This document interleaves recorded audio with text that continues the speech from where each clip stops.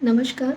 आज हम लाए आपके लिए डायबिटीज़ या मधुमेह पर कंप्लीट जानकारी कि मधुमेह कैसे होता है और इसका डिफरेंट सिस्टम्स पे बॉडी पे क्या असर होता है।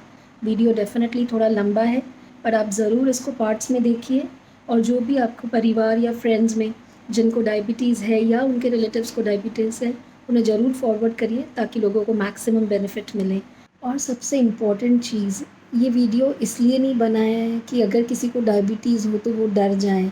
ये इसलिए बनाया है कि इस ज़माने में मेडिसिन्स के साथ और इतने अच्छे स्पेशलिस्ट के साथ कॉम्प्लिकेशंस में कोई लैंड अप ना करे इसलिए। नमस्ते।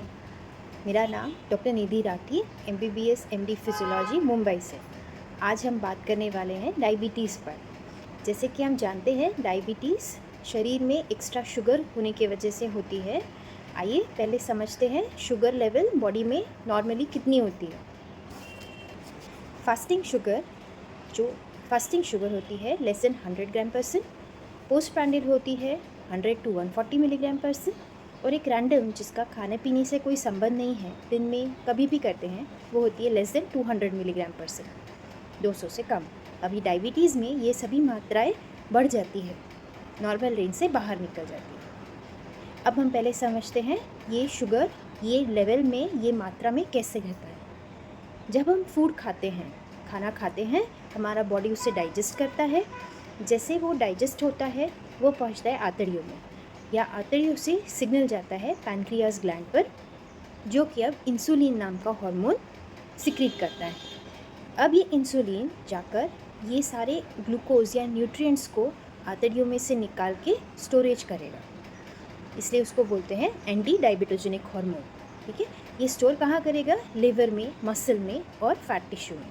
लिवर में ग्लाइकोजन, मसल में ग्लाइकोजन और फैट टिश्यू में वो ट्राइग्लिसराइड करके स्टोर होता है। जब हम एक्सरसाइज करते हैं, व्यायाम करते हैं, या जब हम फास्ट करते हैं, व्रत होता है, तब बॉडी में शुगर रहती नहीं, खाना नहीं खाते हैं तो शुगर कम होने लगती है।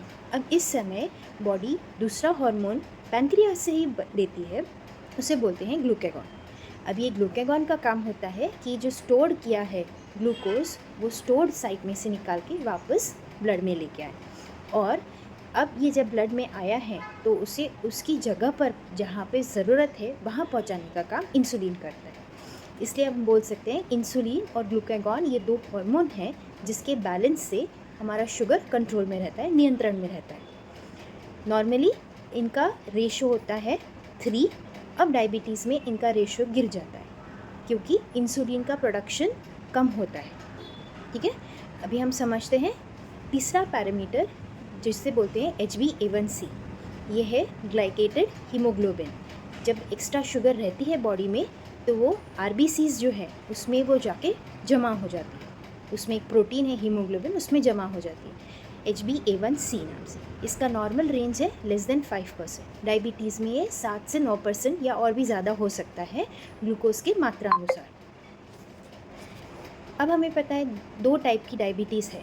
एक डायबिटीज़ है टाइप 1, जिसमें क्या होती है, शरीर में एक एंटीबॉडीज़ बनना चालू हो जाती है या बनती है, जो जाके पैनक्रियास को डैमेज करती है या डिस्ट्रॉय कर देती है। इससे इंसुलिन बनना बंद हो जाता है। दूसरा होता है जिसमें हमारा खाना इतना ज़्यादा हो कि जिससे इंसुलिन इतना मात्रा में बन नहीं पा रहा। और दूसरे में तीसरा प्रकार जो है, जिसे हमने सुना कि इंसुलिन वो दूसरे सेल्स को या ऑर्गन्स को जहाँ ज़रूरत है वहाँ पहुँचाता है न्यूट्रिएंट्स।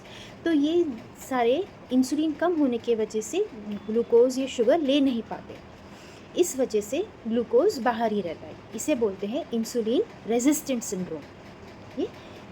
ये दोनों टाइप 1 और टाइप 2 डायबिटीज़ में एक चीज़ कॉमन है, ज़्यादा शुगर ब्लड में रहती है। अभी ये ज़्यादा शुगर होने के बावजूद blood which is full of sugar is not able to use it, cells are not able to use it, इसलिए हम इसे बोलते हैं डिजीज़ ऑफ पॉवर्टी, यानी शुगर की कमी, जहाँ पे कमी है पर ब्लड में ज़्यादा है, सेल जिनको चाहिए उनको मिल नहीं रहा है और ये ज़्यादा है। Disease of poverty amidst abundance.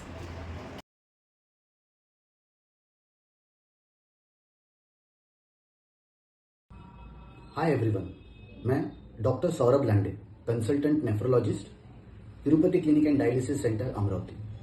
आज हम एक बहुत ही महत्वपूर्ण बीमारी के बारे में बात करने जा रहे हैं, जिसे हम सब जानते हैं। उसका नाम है डायबिटीज। आज हम जानते हैं कि दुनिया में सबसे ज्यादा पेशेंट डायबिटीज से पीड़ित है। डायबिटीज बोले तो हमारे खून में शुगर का प्रमाण ज्यादा होना। शुगर जब ज्यादा रहती है तो बार बार भूख लगना, अनियमित पानी पीना और वजन बढ़ना या घटना, ऐसे इसके संकेत हमें मिलते हैं। शुगर सिर्फ और सिर्फ हमारे हार्ट, आंखें, हाथों पैरों के नसों पर ही नहीं, तो सबसे ज्यादा असर हमारी किडनी यानी गुर्दों पे करती है। जब हमारे खून में ब्लड शुगर का लेवल ज्यादा रहता है तब हमारे नसों को उससे ईजा होती है। इस वजह से गुर्दों के अंदर की नसों को भी डैमेज होता है और हमारे गुर्दे यानी किडनी ये धीरे धीरे खराब होने लगते हैं। ये जानना बहुत जरूरी है कि किडनी हमारे शरीर में बहुत महत्वपूर्ण काम करती है। किडनी हमारे शरीर में अस्पष्ट बने हुए पदार्थ या जिसे हम टॉक्सिन्स, जिसका नाम है यूरिया और क्रिएटिनिन, इसे फिल्टर करने में मदद करती है। वैसे ही हमारे शरीर में पानी का संतुलन और सोडियम का संतुलन किडनी करती है। शुगर की वजह से किडनी ये सबसे ज्यादा प्रभावित होती है। संकेत सब पेशेंट में मिलना मुश्किल है, लेकिन कुछ संकेतों में पेशाब में प्रोटीन्स जाना, जो पेशाब पे झाग की तरह दिख सकता है, पैरों पर, चेहरों पर सूजन आना, सांस फूलना, भूख कम लगना, उल्टी, मचलाहट होना, कई बार भ्रम जैसी परिस्थिति उद्भवना, ये उसके कई लक्षणों में से हैं। ये जानना जरूरी है कि किडनी की वजह से जो डायलिसिस पेशेंट को लगता है, आज सबसे ज्यादा शुगर प्रभावित पेशेंट्स में दिखाई देता है। इसलिए शुगर का नियमित तरीके से मॉनिटरिंग करना, शुगर को कंट्रोल में रखना, ये बहुत जरूरी है। कई बार शुगर के साथ बीपी यानी रक्तचाप भी लगता है, उसे भी नियमित तरीके से कंट्रोल में रखना ये बहुत जरूरी है। नियमित रूप से हमारी पेशाब की जांच कि कहीं उसमें प्रोटीन्स तो ज्यादा नहीं जा रहे, क्या ये हमारे पेशाब में बार बार इन्फेक्शन तो नहीं हो रहा है। हमारी खून की जांच, जिसमें हम किडनी फंक्शन टेस्ट करते हैं, जिसमें यूरिया, क्रिएटिनिन इनकी लेवल नापी जाती है। वैसे हमारे शरीर की द्रव्यों की लेवल नापी जाती है, जिसमें सोडियम, पोटेशियम, ये नियमित रूप से जांच कीजिए। जिन लोगों को 5 वर्ष से अधिक डायबिटीज है, हम ये सलाह देते हैं कि साल में एक बार इन्होंने अपना किडनी प्रोफाइल चेक करना चाहिए। ये ध्यान में रखिए कि अगर आपकी किडनी स्वस्थ है तो आप स्वस्थ हैं। धन्यवाद। हेलो एवरीवन, मेरा नाम डॉक्टर पल्लवी मुर्गी और मैं अमरावती से consultant dermatologist and cosmetologist practising at Amravati since 17 years. तो आज हम बात करेंगे डायबिटीज़ और उससे होने वाले स्किन के प्रॉब्लम्स। डायबिटीज़ बहुत ज़्यादा आम बीमारी हो गई इंडिया में और बहुत ज़्यादा लोगों को अफेक्ट कर रही है due to our lifestyle changes, due to our diet, due to obesity. And diabetes और स्किन का बहुत ज़्यादा गहरा कनेक्शन है। बहुत सी बार प्री डायबिटिक पेशेंट स्किन के डॉक्टर के पास ही आते हैं गर्दन में, अंडर आर्म्स में काले मार्क्स लेकर। इसको हम बोलते हैं एक्यांथोसिस नाइग्रिकांस। तो ये जो मार्क्स होते हैं ये डायबिटीज़, प्री डायबिटीज़ के प्रीकर्सर होते हैं, मतलब जिनका वेट ज़्यादा है या जिनके बॉडी में इंसुलिन रेजिस्टेंस है उनमें ये दिखते हैं। और अगर अनट्रीटेड रखें तो ये कुछ सालों में पेशेंट को डायबिटीज़ की तरफ ले जा सकते हैं। उसके बाद में जो एक्चुअल डायबिटीज़ के पेशेंट हैं उनमें भी बहुत ज़्यादा स्किन के प्रॉब्लम्स दिखाई देते हैं, जैसे स्किन का ड्राई होना, स्किन में बार बार इन्फेक्शंस होना, बैक्टीरियल इन्फेक्शन, फंगल इन्फेक्शन, जिसके ये सब जो रीज़न्स, ये सब जो स्किन इन्फेक्शंस होते हैं ये हाई ब्लड शुगर लेवल के वजह से भी होते हैं। एंड अगर पेशेंट का ब्लड शुगर नॉर्मल भी है तब भी उसको खुजली और स्किन में इन्फेक्शन होने के चांसेस रहते हैं। डायबिटीज़ अपने आप में ही एक स्किन को वीक करने वाला बीमारी है। जैसे डायबिटीज़ बॉडी के हर हिस्से को अफेक्ट करता है, वैसे वो स्किन को भी अफेक्ट करता है। डायबिटीज़ के पेशेंट्स में बहुत ज़्यादा खुजली का भी प्रमाण होता है। उनके स्किन में बहुत ज़्यादा खुजली भी आती है, जिसका कोई कारण भी नहीं होता है या कुछ स्किन में दिखता भी नहीं है, बट खुजली आती है। देन डायबिटीज़ के पेशेंट्स को रोज़ अपना केयर, स्किन का केयर बहुत अच्छे से लेना चाहिए। जैसे कि उन्होंने नहाने के बाद नहाने के लिए माइल्ड सोप का इस्तेमाल करना चाहिए, बहुत हार्ड साबुन नहीं यूज़ करने चाहिए। एंड नहाने के बाद तुरंत मॉइस्चराइजिंग लोशन या क्रीम ज़रूर लगाना चाहिए, जिससे जो स्किन का बैरियर है वो डैमेज ना होने पाए। उसके बाद में जब हम डायबिटीज़ और स्किन की बात करते हैं तो बालों पे भी डायबिटीज़ का बुरा असर गिरता है। हमारे बाल डायबिटीज़ के पेशेंट के बाल ड्राई ब्रिटल होते हैं, झड़ते हैं, टूटना शुरू हो जाते हैं। तो ऐसे केस में of course control the diabetes तो बहुत इम्पॉर्टेंट है, लेकिन high protein diet, fruits vegetables का इंटेक, मल्टीविटामिन्स की कमी नहीं होने देना, ये आपको बातें ध्यान में रखना पड़ेगा। फिर डायबिटीज़ के पेशेंट में स्किन के इन्फेक्शन लाइक कार्बंकल फरंकल्स होते हैं जो बालों में, नेप ऑफ द नेक गर्दन पे होते हैं, या फिर बॉडी में कहीं फोड़े वगैरह होते हैं। तो ये सारे जो है इनको छोटे स्टेज में ही डिटेक्ट करके ट्रीट कर लेना बहुत ज़रूरी है डर्मेटोलॉजिस्ट को अपने मिल करके। बाद में जो डायबिटीज़ के पेशेंट है उन्होंने रोज़ रात को अपना स्किन चेक करना चाहिए, अपने फिट तलवे, उस पर कोई कट्स तो नहीं है, कोई क्रैक्स तो नहीं है, ड्राई स्किन तो नहीं है, क्योंकि वो सारे के सारे पोटेंशियल इन्फेक्शन के एंट्री साइट से, एंड उसके वजह से वहाँ पे पेशेंट को इन्फेक्शन होके आगे गैंग्रीन, नेक्रोसिस, बहुत सारी चीज़ों में कन्वर्ट हो जाता है। बिकॉज आपको डायबिटीज़ है, आपका इम्यूनिटी हमेशा लो साइड पर रहेगा, तो आपने हमेशा अपने स्किन का एक्स्ट्रा केयर लेना, क्योंकि स्किन हमारा सबसे largest organ of the body है, तो उसको हेड टू टो चेक करते रहना बहुत अच्छा देगा, आपके डायबिटीज़ केयर में आपको बहुत हेल्प करेगा।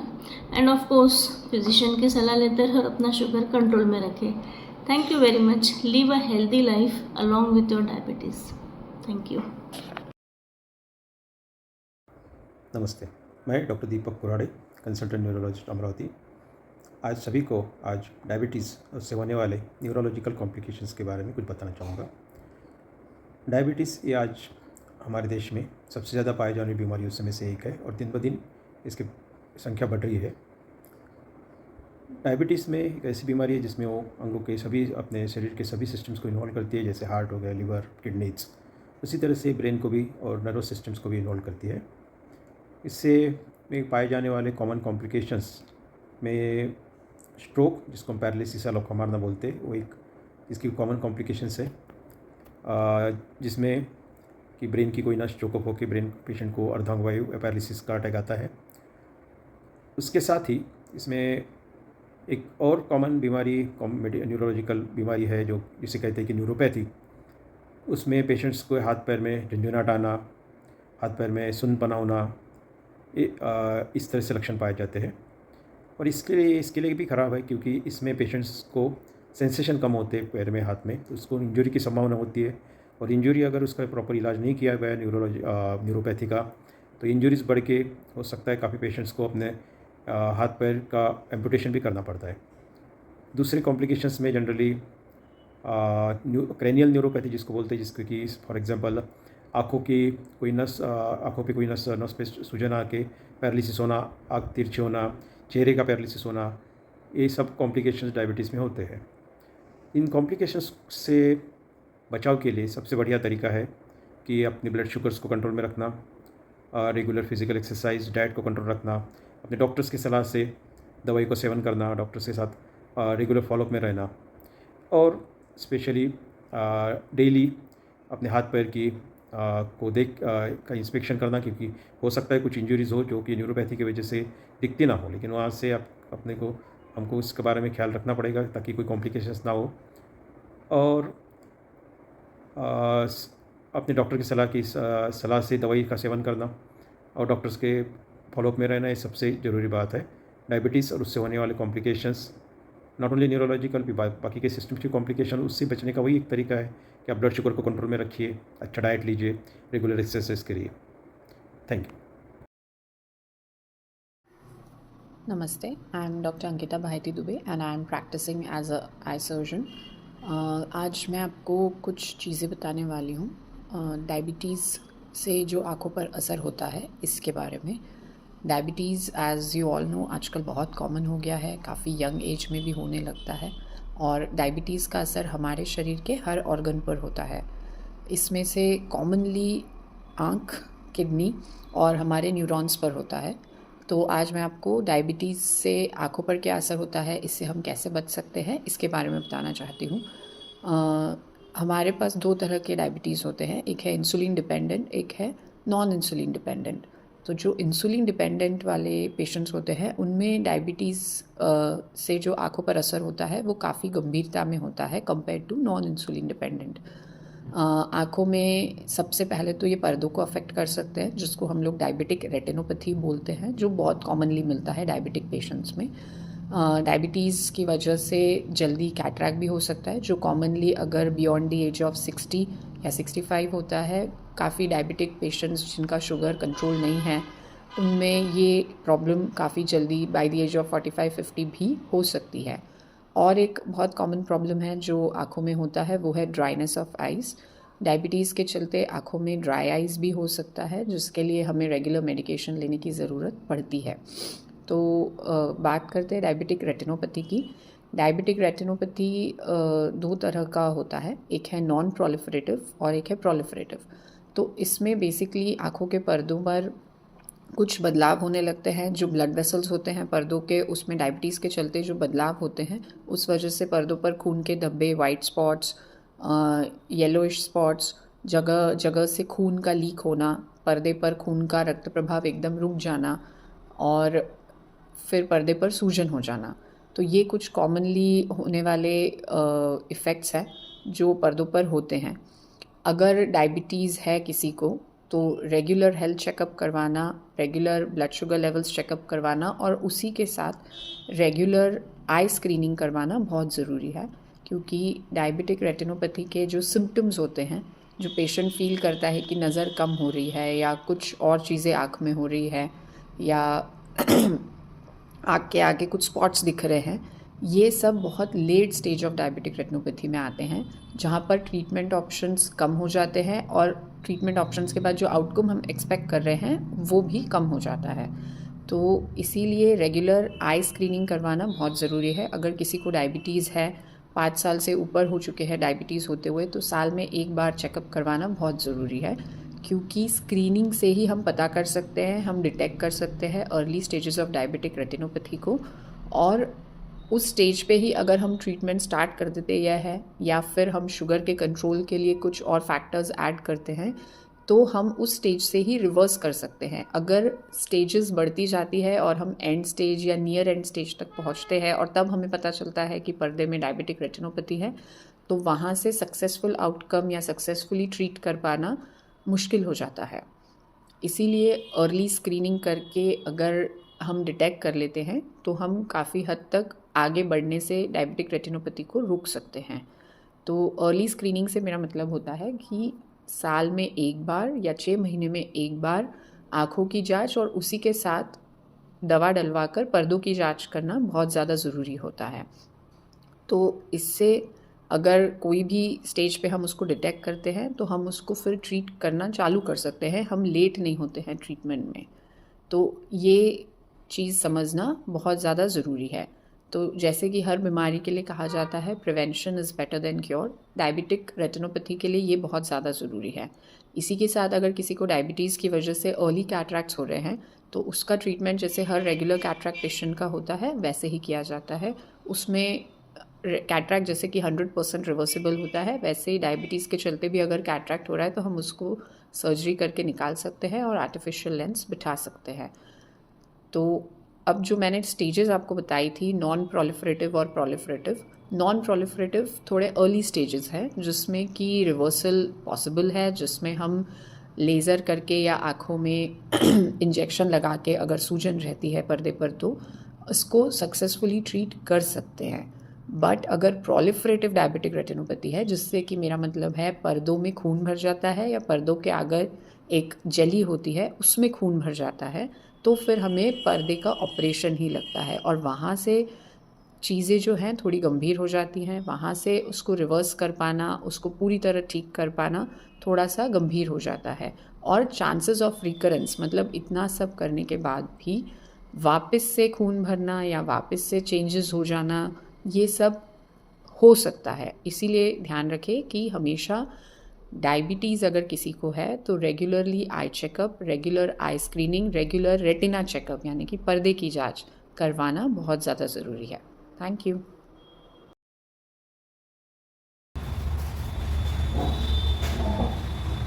नमस्कार।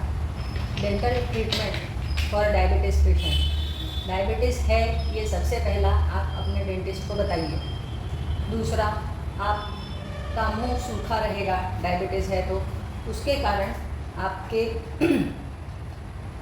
मसूड़ों में पायरिया और दांतों में कीड़ लग सकता है, इसलिए इसको बार बार थोड़ा थोड़ा पानी पीते रहिए।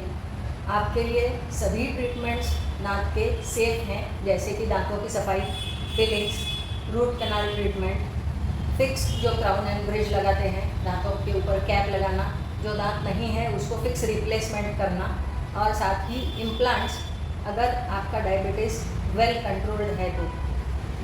आपके लिए दांत निकालना भी पॉसिबल होता है, सिर्फ ये होना चाहिए अंडर फिजिशियन के सुपरविजन में, और थोड़ा समय ज़्यादा लग सकता है दांत जहाँ पे निकाला है वो जख्म भरने के लिए, और उसमें थोड़ा इन्फेक्शन का चांस हो सकता है। इसीलिए आपको अगर डॉक्टर ने किसी भी डेंटल ट्रीटमेंट के लिए एंटीबायोटिक लेने के लिए कहा है तो उसे नेग्लेक्ट मत करिए, उसे समय पर और पूरी दवाई लीजिए। साथ ही आपका इम्यून सिस्टम थोड़ा कॉम्प्रोमाइज हुआ रहता है, इसीलिए ये बहुत ज़रूरी है कि आप बताई गई दवाइयाँ समय से लें। अब मैं आपको ब्रशिंग के बारे में बताती हूँ। एक आपका ब्रश जिसको आपको हर महीने चेंज करना है, और डायबिटिक पेशेंट्स के लिए जो टूथपेस्ट आप यूज़ करते हैं वो शुगर फ्री हो तो ज़्यादा अच्छा।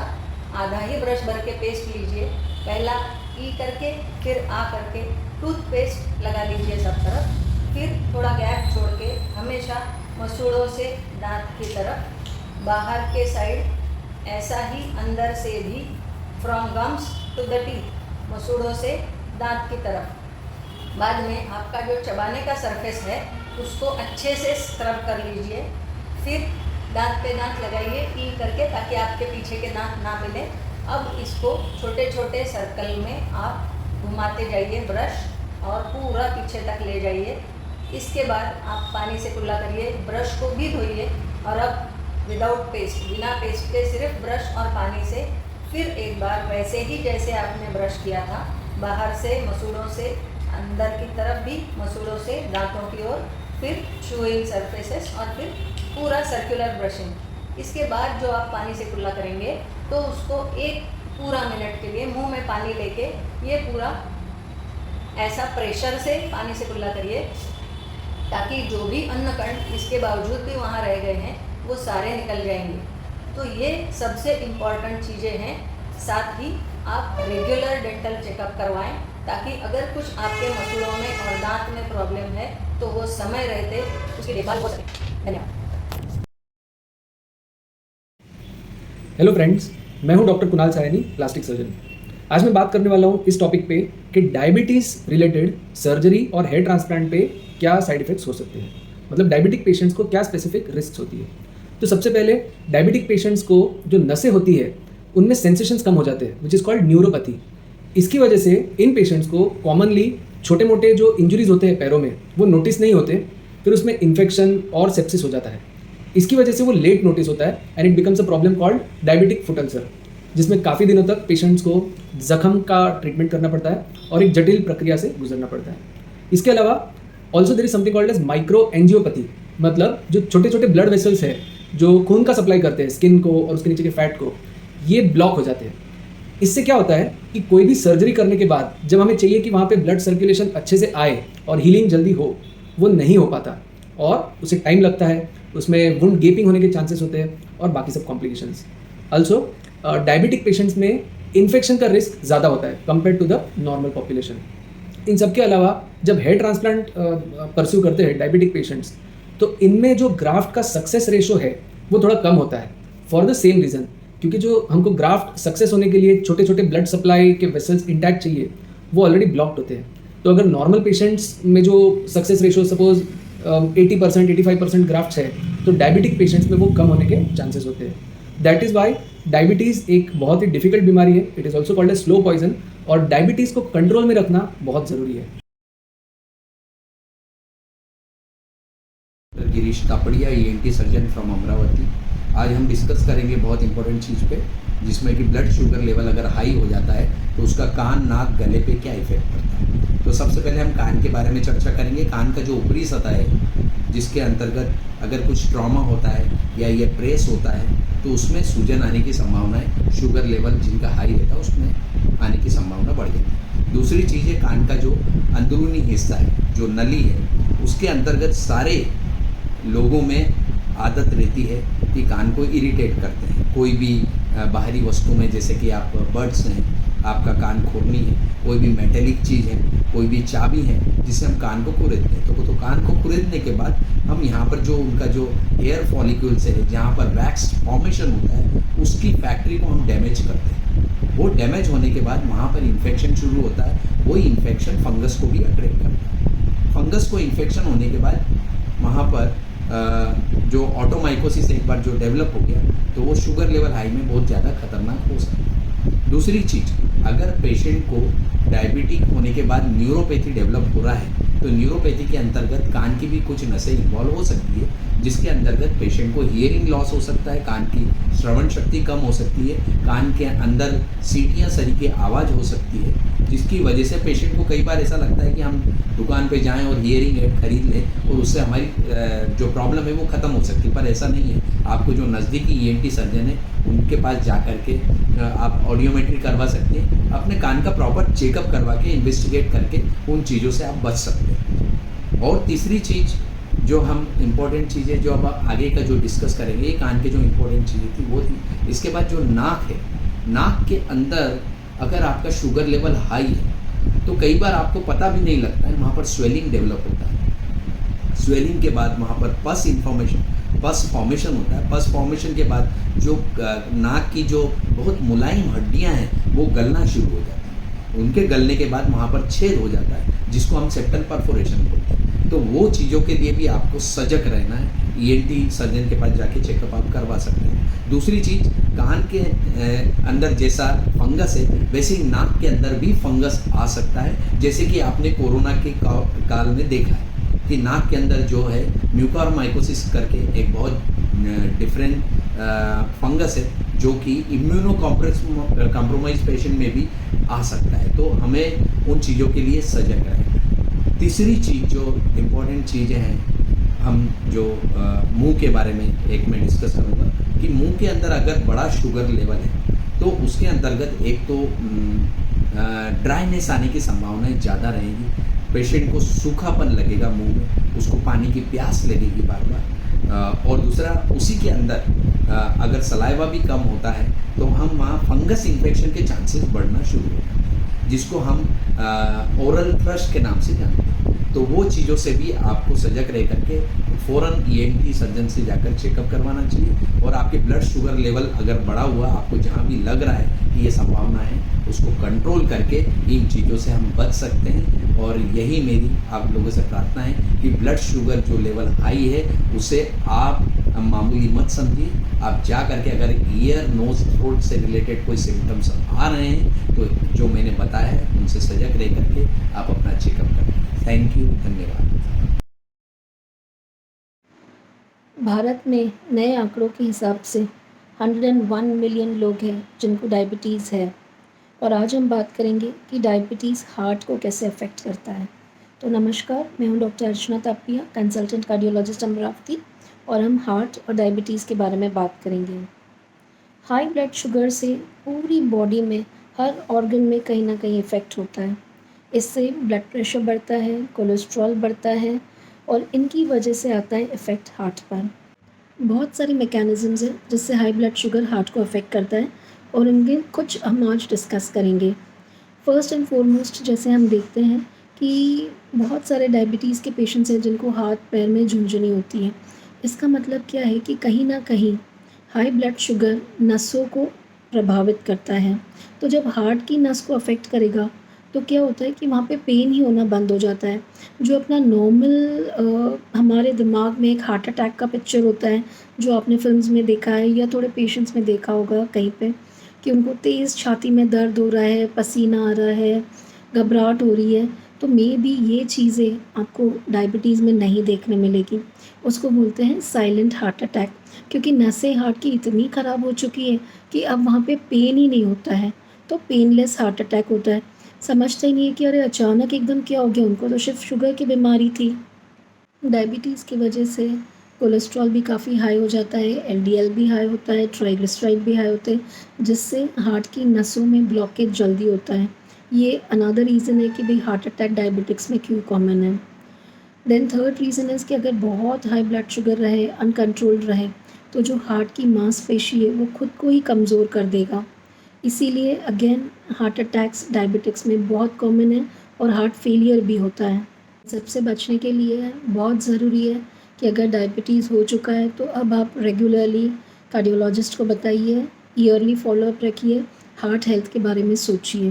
Blood pressure, blood sugar, cholesterol, triglycerides, LDL ये कंट्रोल में रखना बहुत ज़्यादा ज़रूरी है। इसीलिए प्लीज़ नियमित रूप से अपने डॉक्टर से मिलिए। बाकी डाइट रिलेटेड जानकारी डायबिटीज़ के मरीज़ों को यूजुअली पता रहती है, बट मेरी तरफ से मैं 1-2 चीज़ें ही बोलूँगी। पहली चीज़ है कि गेहूँ का आप जितना मात्रा कम करोगे डाइट में, शुगर उतनी जल्दी कंट्रोल में आएगी। सेकेंड इज़ ऑयल कम करिए। आप 1 छोटा चम्मच घी खा सकते हैं, पर जितना ऑयल कम करेंगे उतना अच्छा रहेगा। Third is most important India में कि हर दिन, हर महीने कुछ ना कुछ फेस्टिवल्स चलती रहती है, तो हमारा मनाने का तरीका ही रहता है कि हम कुछ मीठा बनाते हैं। अगर आपके घर में कोई डायबिटिक हो या आपके पहचान के डायबिटिक्स हो, प्लीज़ उन्हें फ़ोर्स फीड मत करिए। अगर आप सही में इन लोगों से प्यार करते हो, तो आपने खुद ने उनको परोसना ही नहीं चाहिए कोई मीठी चीज़, ये इम्पोर्टेंट है। मनवार वगैरह मत करो कि आज खा लिया क्या होगा, कल का कल देखेंगे, नहीं। अगर आप सही में किसी के बारे में केयर करते हो तो प्लीज़ उन्हें मीठा मत परोसिए, और मीठा इन एनी फॉर्म, गुड़ भी नहीं चलता है, वाइट शक्कर भी नहीं चलती है, हनी भी नहीं चलता है। सो समिंग इट अप, डायबिटिक्स ने अपना शुगर लेवल कंट्रोल में रखना चाहिए। नियमित डॉक्टर्स के पास विजिट्स रखिए और एवरी ईयरली अपना ईसीजी, इको और स्ट्रेस टेस्ट करवाइए, ताकि कहीं पे भी कोई ब्लॉकेज हो तो हमें पता चल जाता है जल्दी। Third thing is physical activity एकदम रेगुलर रखिए, सो दैट उसी से blood pressure, blood sugar, blood cholesterol under control रहेगा। Thank you. इंडिया में प्रॉब्लम ये है कि डॉक्टर्स को छोड़ के सभी डॉक्टर्स हैं। प्लीज़ अपने डॉक्टर्स का कहना मानो, सो दैट अपने हार्ट, किडनीज़, आइज़ सब बचा सकते हो। Thank you. आज के दौर में प्रेगनेंसी में डायबिटीज़ होना बहुत गंभीर समस्या है। डायबिटीज़ अर्थात शुगर का बढ़ जाना। इसके अलग अलग कारण हो सकते हैं प्रेगनेंसी में, जैसे परिवार के दूसरे सदस्यों में डायबिटीज़ होना, गर्भवती महिला का वज़न ज़्यादा होना, जंक फूड ज़्यादा खाने की आदत होना इत्यादि। इसको अवॉइड करने के लिए बहुत सा प्रेगनेंसी में बार बार शुगर की जांच की जाती है। एक बार तो जब गर्भवती महिला सबसे पहले अस्पताल आती है जांच कराने के लिए, तब की जाती है, और उसके बाद 7वें महीने से हर महीने की जाती है।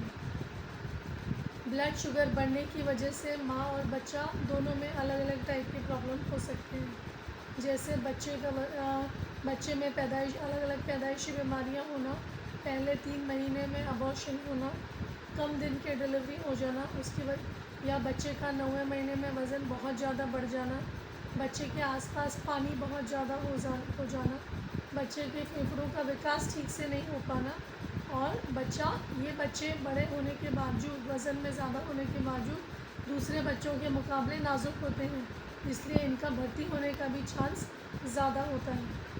उधर माँ का भी वज़न ज़्यादा बढ़ता है, बच्चा बड़ा होता है, बच्चे के आसपास पानी ज़्यादा होता है, इसकी वजह से माँ को दर्द ठीक से आते नहीं है, रास्ता खुलता नहीं है, इसकी वजह से माँ का भी सिज़ेरियन होने का चांस ज़्यादा रहता है। बार बार यूरिन में इन्फेक्शन होने की गुंजाइश रहती है, बार बार योनि मार्ग में इन्फेक्शन होने की गुंजाइश रहती है, इसकी वजह से माँ की परेशानियाँ बढ़ती हैं। कई माँओं को शुगर को कंट्रोल में लाने के लिए गोलियाँ या इंसुलिन के इंजेक्शन भी लगवाने की ज़रूरत पड़ सकती है। लेकिन ये सब जो चीज़ें हैं, अगर हम नियमित रूप से ब्लड शुगर टेस्ट करवाएं, शुगर की एक्सरसाइज करें। शुगर बढ़ने से ट्रीटमेंट शुरू करवाएं तो माँ और बच्चा दोनों सेफ रह सकते हैं। इस गर्भवती महिला की अच्छे से प्रसूति भी हो सकती है और बच्चा भी स्वस्थ रह सकता है, लेकिन इसके लिए हमें ध्यान देना बहुत ज़रूरी होता है। हेलो दोस्तों, मैं हूं डॉक्टर कुणाल सायानी और आज मैं बात करने वाला हूं effect of diabetes on surgery and hair transplant पर। मतलब डायबिटिक पेशेंट्स के क्या स्पेसिफिक रिस्क होते हैं किसी भी सर्जरी रिलेटेड या फिर हेयर ट्रांसप्लांट रिलेटेड। सो सबसे पहले डायबिटीज़ में एक कॉमन प्रॉब्लम जो देखी गई है वो है माइक्रो एंजियोपैथी। मतलब जो छोटे छोटे ब्लड वेसल्स होते हैं जो स्किन को और स्किन के नीचे के फैट को ब्लड सप्लाई करते हैं वो बीमार हो जाते हैं, वो ब्लॉक हो जाते हैं। इस वजह से क्या होता है कि जो सर्कुलेशन एक एंड लेवल तक पहुंचना चाहिए वो नहीं पहुंच पाता है। सो दैट्स वाई जब सर्जरी के बाद हीलिंग के लिए हमें चाहिए कि अच्छे से ब्लड सप्लाई पहुंचे और वो जो कट है जो स्टिच किया है डॉक्टर ने वो हील हो, तो वहाँ पे सर्कुलेशन प्रॉपर ना होने से वो कट के हीलिंग में प्रॉब्लम जाता है। Apart from this diabetic patients में शुगर की वजह से इन्फेक्शन होने के चांसेस ज़्यादा होते हैं। जैसे कोई भी कट लेके जब स्टिच किया जाता है तो हम एंटीबायोटिक्स देते हैं generally to prevent infection, but diabetic patients में ये इन्फेक्शन का रिस्क ज़्यादा होता है। सेम वे माइक्रो सर्कुलेशन की वजह से जब डायबिटिक पेशेंट्स का हेयर ट्रांसप्लांट हम करते हैं तो उनमें जो ग्राफ्ट का सक्सेस रेशो है कि हमने 1000 ग्राफ्ट डाले तो कितने सक्सेसफुल वहाँ पे बैठ जाएंगे, कितने रिजेक्ट हो जाएंगे। सो ये भी एडवर्सली अफेक्ट होता है। मतलब जिन पेशेंट्स को डायबिटीज़ नहीं है उनका हेयर ट्रांसप्लांट का रिज़ल्ट ज़्यादा अच्छा आता है और डायबिटिक पेशेंट्स में थोड़े से रिज़ल्ट कॉम्प्रोमाइज़ होने के चांसेस होते हैं। इन सब के अलावा डायबिटिक पेशेंट में एक कॉमन प्रॉब्लम होता है डायबिटिक फुट।